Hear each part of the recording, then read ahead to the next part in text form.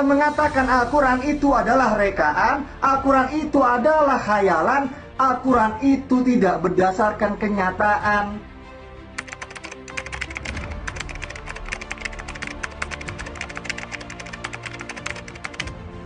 Pada awalnya dia bukan apa-apa dan bukan siapa-siapa.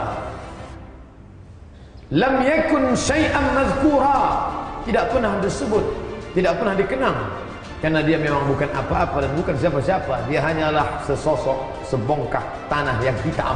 Sungguh satu hamba yang merugi ini merasa Tuhan sedang lupa, maka terus dalam kesesatannya, terus dalam kesombongannya, terus dalam kejahilannya. Innallaha la yumlil zalim. Allah sengaja mengulur, diulur Allah rezeki, diulur Allah umur, diulur Allah kuasa, diulur Allah sehat. Seperti layang-layang, semakin diulur semakin tinggi, semakin diulur semakin tinggi, sampai akhirnya dia tersangkut di pokok yang sangat tinggi sehingga tidak satu pun dapat menyelamatkannya. Innallaha la yumlil zalim. Allah sengaja mengulur kepada orang yang zalim. Aku ulur umurku panjang, aku ulur rezeki kau banyak, aku ulur kau kuasa, punya hebat. Hatta idza akhadhahu lam yuflithu, sampai akhirnya Allah mengazabnya tidak tersisa walau sedikit pun. Inilah orang yang paling terlaknat di antara makhluk-makhluk yang dilaknat Allah Subhanahu wa taala. Oleh sebab itu ketika kita masih terjatuh, ingatlah sesungguhnya kerikil kecil itu mengingatkan kita ada lubang-lubang besar di depan mata. Bila kita terpeleset karena kulit pisang, ingatlah sesungguhnya Allah masih sayang dengan kita karena ada bencana, musibah mengajarkan kita untuk waspada. Tapi bila tidak ada teguran sama sekali, sesungguhnya murka Allah sedang di depan mata. Malang tak dapat ditolak, untung tak dapat diraih. Andai masih ada yang mengingatkan watawasau bil haq, bagaimana mungkin dia diingatkan sedangkan khutbah Jumat pun tidak dia dengar? Bagaimana mungkin ada yang mengingatkan sedangkan ceramah pengajian dia tidak mau datang? Inilah hamba yang paling tersesat di antara yang sesat. Lalu kemudian sampai akhirnya usia bertambah, umur bertambah, katanya berkurang, katanya berakhir. Idza jaa ajaluhum, kalau ajal itu sampai, la yastakhiruna sa'atan, tak ada satupun yang dapat menundanya, wala yastaqdimun, tak pula dapat satupun yang dapat memajukannya, mempercepat atau memperlambatnya. Akhirnya yang ditunggu itu tiba juga, sakaratul maut. Setiap manusia yang berdoa kepada Allah, Allahumma awin alaina fi sakaratil maut, ringankan aku saat sakaratul maut ya Allah.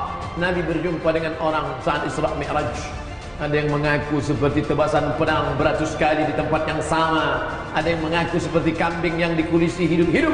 Ada seperti mata kail pancing yang ditarik dari kulit yang basah. Tapi dia tidak peduli dengan itu. Sampai akhirnya dia sendiri yang merasakannya, meregang nyawa. Terasa sejuk dari ujung kaki, mulai naik ke lutut, sampai ke pinggang, sampai ke perut, sampai ke dada. Akhirnya ruh itu disentapkan malaikat dengan satu tarikan. Keluarlah dia dari ujung hidung dan mulut, dan mata melihat ruh itu keluar. Dulu kakimu tegak melangkah, tanganmu bisa menghayut, suaramu menggelegar. Tapi sampai masanya menutupkan kelopak mata pun kau tak sanggup. Hai kau yang sombong, di mana kekuasaanmu? Di mana hartamu? Di mana ilmumu? Di mana titelmu yang panjang? Di mana sekolahmu yang hebat? Hari itu penghargaan tak lagi bermakna, sertifikat tak lagi berguna. Hari itu yang berguna adalah anakmu datang berbisik ke telinga sebelah kanan, la ilaha illallah. Tapi hari itu anak pun tak datang karena dia tak pernah dididik agama. Dia sibuk dengan dunia. Kawan sahabat, handai tolong jiran tetangga, berkirim pesan message WhatsApp, kembalilah nak, ayahmu sedang sakit. Dia balas singkat, maaf sedang ada tugas di luar kota. Kemalangan di atas kemalangan. Hari itu kau mati dalam keadaan setiap hari orang berdoa, Allahumma khtim lana bi husnil khatimah wa la takhtim alaina bi su'il khatimah. Tapi hari itu kau mati dalam keadaan su'ul khatimah, karena tak ada satupun yang membisikkan ke telinga la ilaha illallah. Karena dulu saat anakmu lahir pun kau tak membisikkan ke telinga dia, asyhadu an la ilaha illallah, karena kau tak peduli kalimat apa yang pertama kali dia dengar. Sampai akhirnya rohmu dicabutkan malaikat maut, lalu dibawa ke tempat bernama, yang baik-baik tempatnya illiyin, yang jahat-jahat bertempat bernama Sijjin. Belum lagi hari kiamat, masih lagi alam barzakh. Disebut dia barzakh karena dia pemisah. Dia tidak disebut akhirat karena dunia belum kiamat, tapi tidak disebut dunia karena sudah mati meninggalkan dunia. Pemisah antara dunia akhirat adalah barzakh.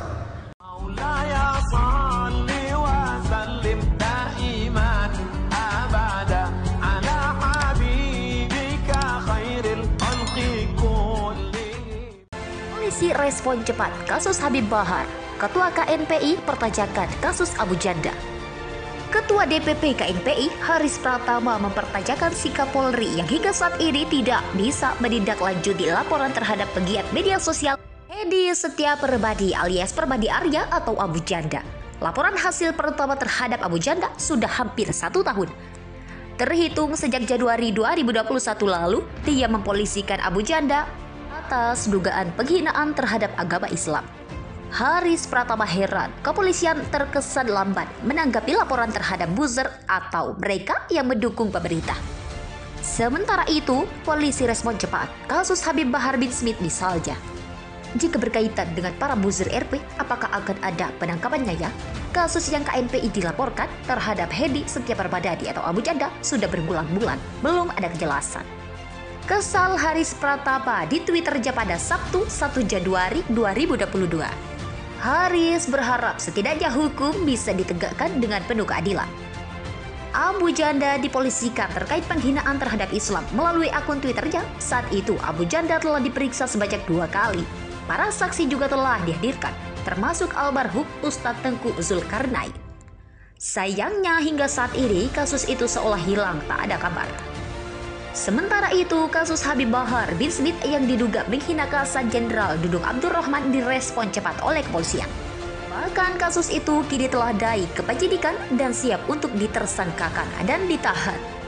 Polisi respon cepat kasus Habib Bahar. Ketua KNPI pertajakan kasus Abu Janda.